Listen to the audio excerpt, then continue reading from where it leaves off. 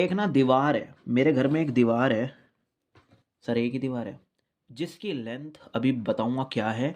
और ना ब्रेथ नहीं बोल रहा, दिक्कत तो यही है ना, एक एक वर्ड पे काम करना है हमें। हाइट कह रहा है, हाँ जी, दीवार की ऊंचाई ये है मेरे घर की जो है। ठीक है, तो फटाफट से पहले अपनी दीवार पूरी कर लूँ। अब इस दीवार में ना यूनिफॉर्म मार्जिन छोड़ना है। यूनिफॉर्म का मीनिंग होता है, स्कूलों में हम लोग यूनिफॉर्म्स पहन के जाते हैं जो मतलब सबके लिए सेम है। क्योंकि यूनिफॉर्म नहीं होती, कोई रिच पर्सन अच्छे कपड़े पहन के आ जाता।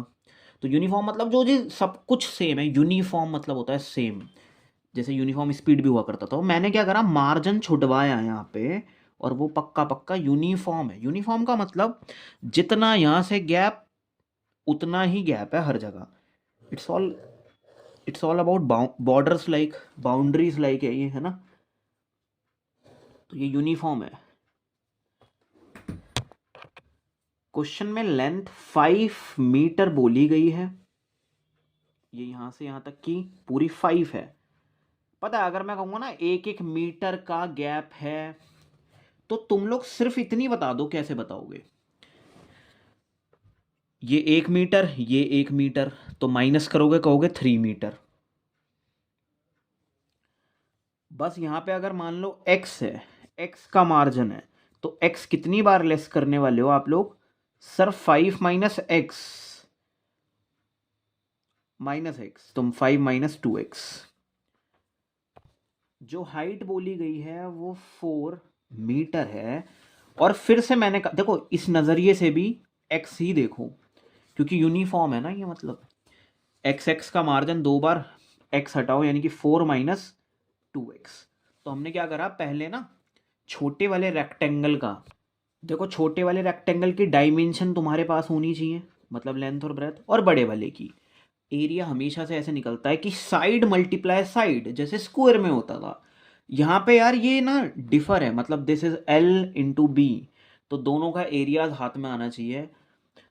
वो कह रहे हैं ये जो बीच वाला पोर्शन है ना, वहां तो लगवानी है तुम लोगों को टाइल, और ये जो बाहर वाला पोर्शन है यहाँ होने वाला है पेंट। ये बॉर्डर का एरिया कैसे निकालूं, सोचो, इस बॉर्डर का एरिया कैसे निकालूं। पता है बॉर्डर का एरिया कैसे निकलता है, बड़े वाले रेक्टेंगल में से छोटा वाला लेस कर देंगे, और इसका एरिया कैसे निकलेगा, L × B कर देंगे। बेटा 5 × 4 पूरे रेक्टेंगल का एरिया यानी कि 20 में से लेस करा ये छोटे वाले का एरिया। और ये जो पोर्शन दिस इज, ये सब ना एरिया है बेटा। यार ये वो एरिया है जहां पे पेंट होने वाला है। ठीक है, एक बार प्लीज वो वाला एरिया और जहां पे टाइल लगने वाली है, यानी कि वही L × B। ठीक है, अब देखो, मेरी ना एक बात होगी, किसी मिस्त्री से बात करूंगा अभी फोन पे।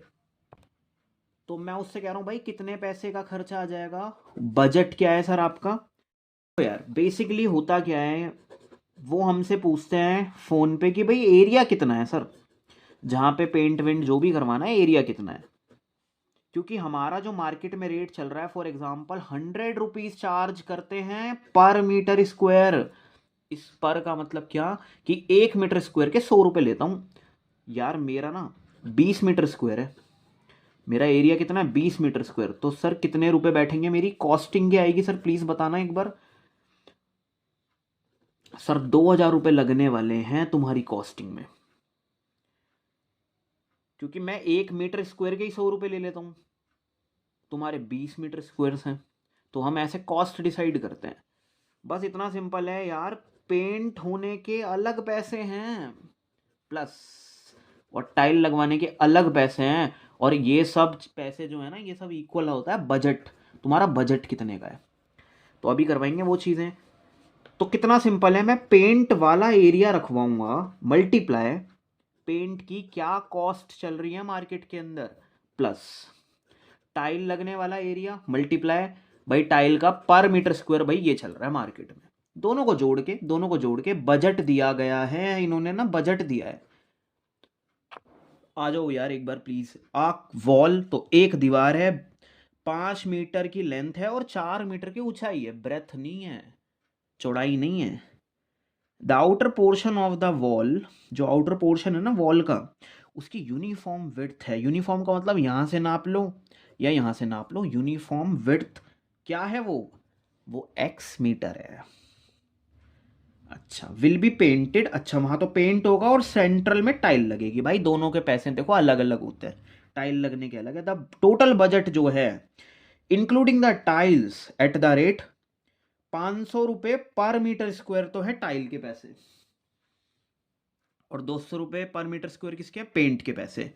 इज ये सब मिलके कितना बना रहे हैं, 5800।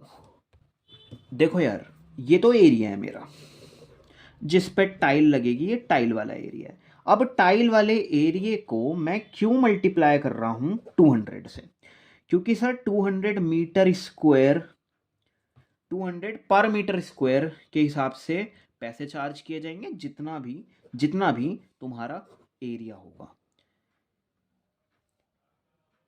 टाइल की कीमतों के हिसाब से लगाई गई हैं चीजें ये।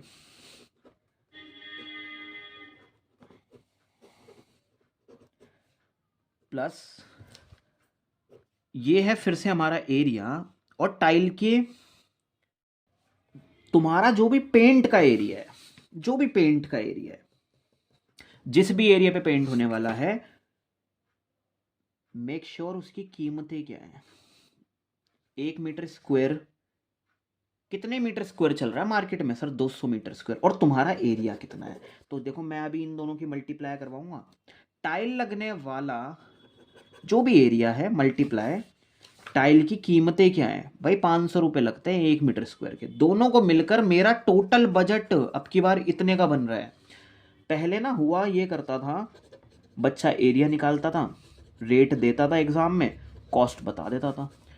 अरे दो अलग अलग चीज़ों की कॉस्ट, दो अलग अलग चीज़ों की कॉस्ट, एक पेंट और एक टाइल। तो जब मैं 2-3 कॉस्ट ऐड करता हूँ ना, तो मैं अपना बजट बनाता हूँ कि कितने का बजट है सर आपका। तो हम यहाँ एरियाज रखवाने वाले हैं अभी। इम्प्लीमेंटेशन प्लीज ध्यान से देखना, अंडरस्टैंडिंग हो गई है, और बाद में हिट करेंगे कैलकुलेशन कैसे करनी है। यार 200 रुपीज लगेंगे पेंट होने के लिए। अब तुम्हारा फर्ज ये है पेंट वाला एरिया डाला करो, बड़े वाले रेक्टेंगल पहले ही रेडी कर रखा तुम लोगों ने, तो फटाफट से पेंट वाला एरिया डालते हैं। पता है ब्रैकेट की कमी नहीं होनी चाहिए हम पे, बहुत सारे ब्रैकेट है हम पे, तो मैं तो यही कहूँगा भाई ब्रैकेट का यूज़ करो। जैसे ये L/B है, 20 में से पहले ये माइनस होगा, वो सब मैं करवाऊंगा। प्लस करो, क्योंकि दोनों के कॉस्ट ऐड हो रही है, तब जाके वो इक्वल में बजट बन रहा है। फटाफट से टाइल की, देखो टाइल ज़्यादा रुपीस की लग रही है पर मीटर स्क्वायर के हिसाब से, अगर हम देखें तो टाइल का खर्चा थोड़ा महंगा है। एरिया डलवाना टाइल का क्या है,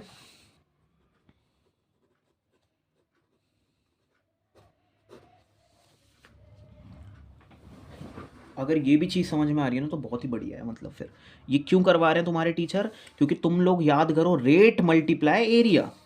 what is the rate multiply area.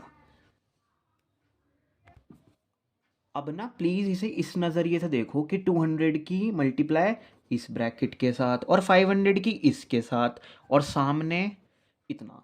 अरे भाई कॉमन करो यार, क्या कॉमन करूं सर, 100 कॉमन कर लो, मैं इसके हिसाब से कॉमन कर रहा हूँ।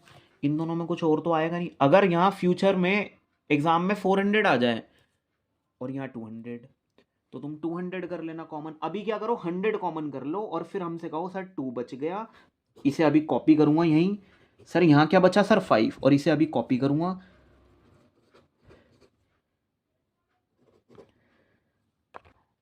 देखो कॉमन का एक ये वाला सीन है कि भाई तुम वापस मल्टीप्लाई अगर करो तो वो ही बनना चाहिए। अगर तुम वापस मल्टीप्लाई करो, हाँ तो मतलब कोई इशू तो नहीं है ना यार। 2+ की चीज़ों में से कॉमन कर लिया क्या, 100, उसे भेजूंगा नीचे 58 100 के नीचे, और फिर क्या होगा, सबको पता है फिर क्या होगा, ये कैंसिल हो जाएगा, यहाँ 58 बचेगा। अच्छा सर अब जो बचा ना पहले वो लिख लो, प्रॉपर सच बता रहा हूं, ब्रैकेट्स की शक्तियों का इस्तेमाल करो पूरा पूरा, तभी आपको भी समझ में आएगा। तो अब हमने सामने क्या पाया, 58 पाया, वो 100 चला गया। अब भाई मेरा मन नहीं है बच्चों से मल्टीप्लाई करवाने का, मैं तो कुछ अभी क्यों नहीं करवा रहा, ये देख रहे हो कॉमन कॉमन सा हो रहा है, तो मेरा तो मन कर रहा है इसमें से कॉमन करवाऊं, इसे कॉमन करवा लूं। मैथ्स का कभी भी ये काम नहीं था कि चीज़ों को और बढ़ा देना, कैलकुलेशन और लंबी लंबी करना, नहीं। अरे यार जब तुम्हारे भाई को ये दिख रहा है ये कुछ कॉमन कॉमन सा साउंड कर रहा है, तो मल्टीप्लाई नहीं करेंगे। तो मेरे साथ मिलके मैथ्स की सारी शक्तियों का इस्तेमाल करो, ब्रैकेट की पावर का यूज़ करो, कॉमन की ताकत का यूज़ करो। देखो क्या करना, अरे ये ना बाहर पड़ा हुआ है 2, इसकी इससे भी करना और इससे भी करना, मतलब 2 की करो 40, और बेटा 2 की मल्टीप्लाई किससे करवानी है मुझे, सर इससे करवानी है। ये सब तीनों मल्टीप्लाई में ही तो आ गए, तो अभी मैं कर नहीं रहा मल्टीप्लाई, मैंने नंबर की कर दी डन। क्यों नहीं कर रहा, सेम दिख रहे हैं ना, तो कॉमन लेंगे, तो सेम एज इट इज इसे उतार दो। तो अभी हमने करा क्या सर, हमने इस 2 को अहमियत दी और अंदर ले गए, इसी तरह से इस 5 को भी अंदर ले गए। ये देखो तीनों मल्टीप्लाई में, ये नंबर है इसे वहाँ भेजो, ये नंबर है बेटा इसे वहाँ भेजो, ठीक है। -40 हो गया, दिस इज 18 हो गया। अब जो बचा है मैं वो लिख लेता हूँ, जैसे 2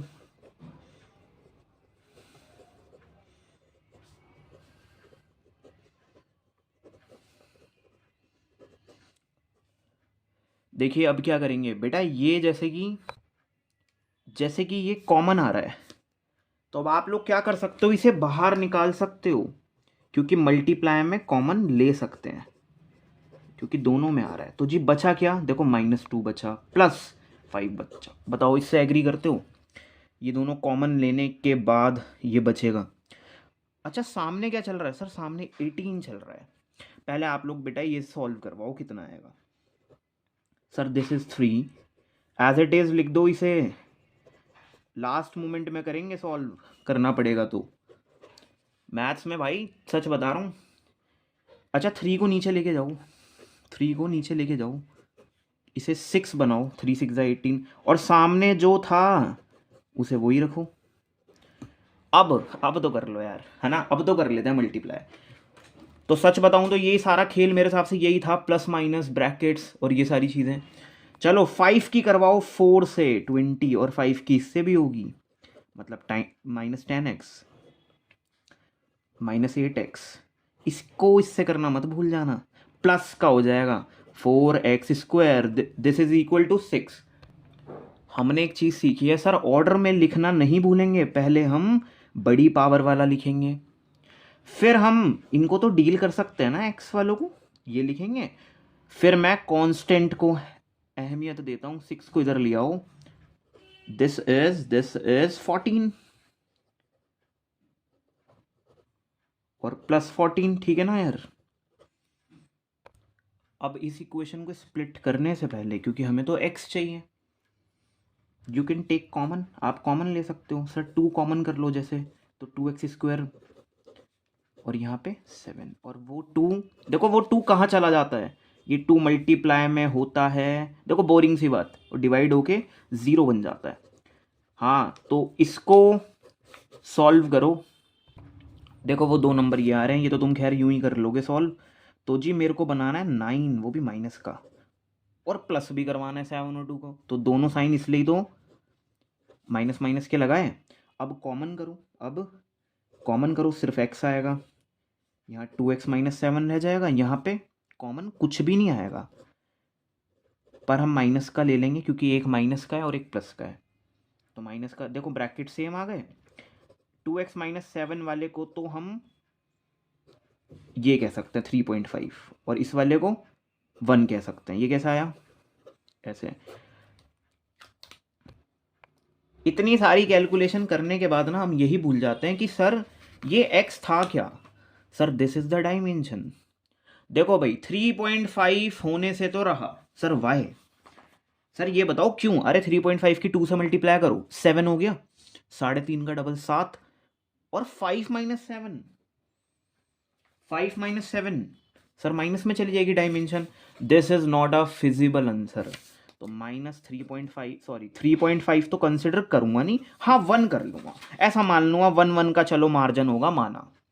तो दिस इज, अगर ये 1 का मार्जिन है और ये भी 1 का मार्जिन, तो अंदर टाइल लगने वाला जो पोर्शन था वो 3 मीटर का होगा, वो पूरा 5 का होगा। इस पूरे क्वेश्चन का मोरल, आज तक रेक्टेंगल आया करता था, आज रेक्टेंगल के अंदर रेक्टेंगल है, और इसका एरिया निकालना बच्चे बच्चे को आना चाहिए, बड़े में से छोटा हटा दो। अच्छा सर, बड़े वाले की वो लोग लेंथ दे जाएंगे और दोनों डायमेंशन, दोनों मार्जिन दे जाएंगे वो लोग सेम, या फिर एग्जाम में अलग अलग दे देगा, वो कोई दिक्कत नहीं है, मतलब तुम्हें माइनस करके अचीव करना है ये वाला। दिस इज ऑल्सो रेक्टेंगल, तो इसका भी एरिया निकालना सीखो, किसका, इस बॉर्डर का, और इसका भी निकालना सीखो। डन। अब एरिया वेरिया तो चलो निकल गया, देखो मार्केट में रेट क्या चल रहा है, देखो एरिया और टाइल लगने का रेट क्या चल रहा है, उससे मल्टीप्लाई करके अपनी कॉस्ट पता करो। सर पेंट कराने का रेट क्या चल रहा है और तुम्हारा एरिया कितना है, मल्टीप्लाई करके कॉस्ट पता करो। So area multiply cost, area multiply rate is equal to cost, ये भी कॉस्ट, ये भी कॉस्ट, और मेरा बजट कितना है ये रखा। फिर हमने भाई कॉमन वॉमन करा, फंसना नहीं है कैलकुलेशन में, इसकी नहीं करूंगा भाई, कॉमन वॉमन करा, सारे ब्रैकेट्स मैनेज करे, और फिर यार बस